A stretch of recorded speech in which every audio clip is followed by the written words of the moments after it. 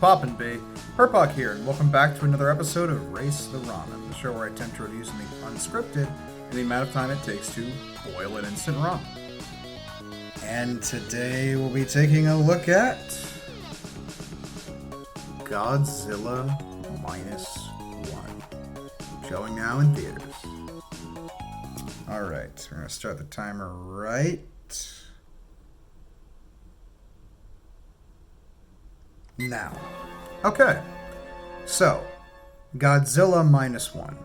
Contrary to its title, this is not the negative first Godzilla movie. It is actually the 33rd, which I guess isn't too surprising when a franchise like this has been around for 70 years.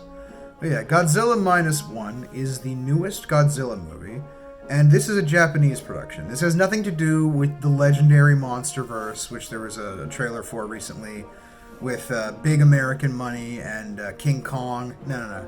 This is a Toho Japanese Godzilla movie with a modest $15 million budget. And it is not even really like most Godzilla movies that I've seen, or probably that most people watching this have seen. Don't want to judge everyone's own Godzilla experience based on my own, but he's been around a long time. There's a lot of Godzilla movies, and a lot of them are a little bit sillier than this. Kaiju movies, you kind of expect that. The era of people in rubber suits. And Godzilla has his history of, magic fairies and defending the earth and, jumping up and down doing happy little dances when he's fighting mean monsters. This is not that. There's plenty of Godzilla action in this, but this is not that kind of Godzilla movie. I'd say it's most like, at least of the Godzilla movies I've seen, that it's more similar to the very first Godzilla, back before the movies were a little more spectacle, and when the initial thesis was basically, Japan coping with the horrors of nuclear war, of atomic energy. I mean, that's the whole idea. The Godzilla came from the fallout of atomic experiments, kind of represents a widespread cultural paranoia. And that's how Godzilla feels in this. He is less of a monster and more of a force of nature. This is a story where Godzilla appears in Japan to challenge them not long after the ending of the Second World War. So people's homes are rubble, thousands, millions are dead, and everyone is still unpacking all of their emotional baggage and trauma from the war. And then, with their disassembled military and their scattered people, a big goddamn radioactive dinosaur shows up and they gotta deal with it.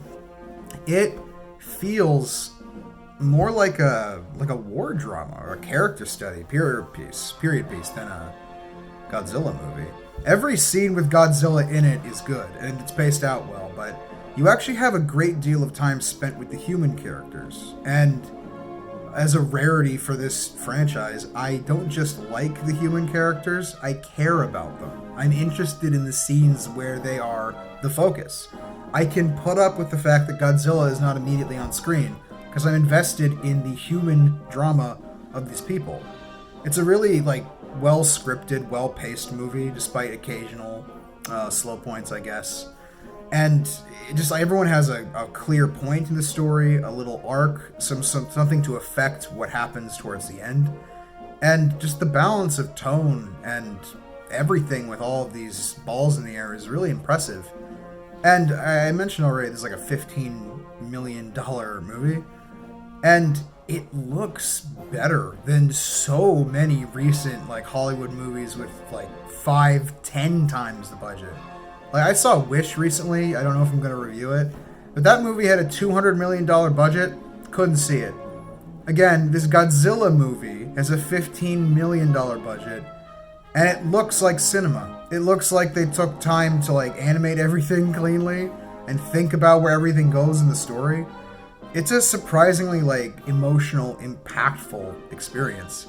I haven't had a crowd-pleasing movie experience like this since RRR came out last year, and they don't really like each other at all. Really at all. But in the sense that they're both, huge crowd pleasers with, really strong emotional cores, they just kind of came out of nowhere, and are like winning over like every audience they get their hands on. A lot of people are seeing this movie. Everyone I've taken to see it, or like I've seen it with, has loved it. My dad gave it 2 big thumbs up. My friend who took me to see it the other day really liked it. And I don't know, man. This is probably just one of the best movies of the year. And it feels really weird to say that about a Godzilla movie, but it honestly just kind of made most movies in theaters right now look like garbage. Hopefully that gives you a decent impression of what I think of the movie.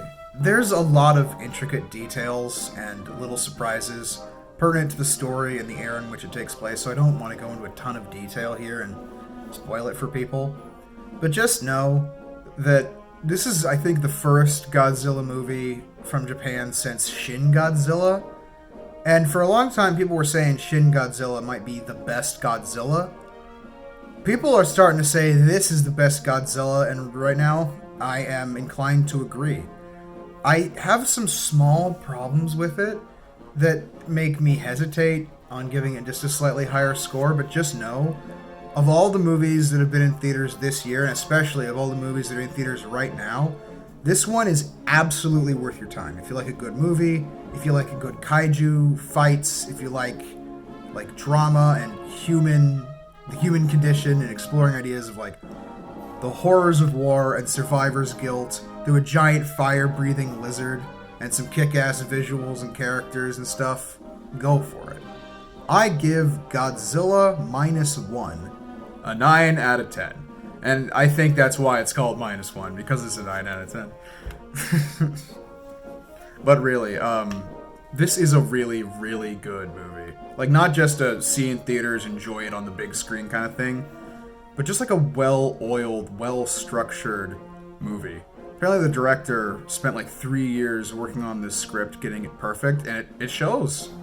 It feels like a really well thought out, thought-provoking, like stirring movie, and it has all these great themes and ideas it's kicking around. It just so happens to be a Godzilla movie. And it's a good Godzilla movie too. You have your cake and eat it. Absolutely worth your time. Strong recommendation for pretty much everybody. Unless you're too busy to get out of your house because you're watching Leo starring Adam Sandler on Netflix for the 3rd time. Not that I'm judging or anything. Leo's is an okay movie too. It's just not nearly as good of a Godzilla movie. Oh, mother of Godzilla! What was that? Tough time, but these are the best years, believe me.